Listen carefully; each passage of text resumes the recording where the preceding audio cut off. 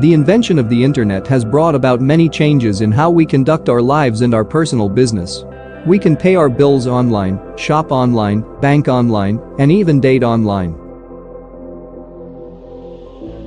We can even buy and sell stocks online. Traders love having the ability to look at their accounts whenever they want to, and brokers like having the ability to take orders over the internet instead of the telephone. Most brokers and brokerage houses now offer online trading to their clients. Another great thing about trading online is that fees and commissions are often lower. While online trading is great, there are some drawbacks. If you are new to investing, having the ability actually to speak with a broker can be quite beneficial. If you aren't stock market savvy, online trading may be a dangerous thing for you. If this is the case, make sure that you learn as much as you can about trading stocks before you start trading online. You should also be aware that you don't have a computer with internet access attached to you.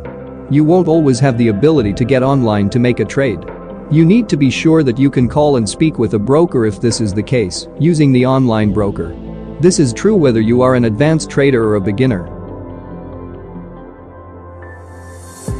It is also a good idea to go with an online brokerage company that has been around for a while. You won't find one that has been in business for 50 years, of course, but you can find a company that has been in business that long and now offers online trading.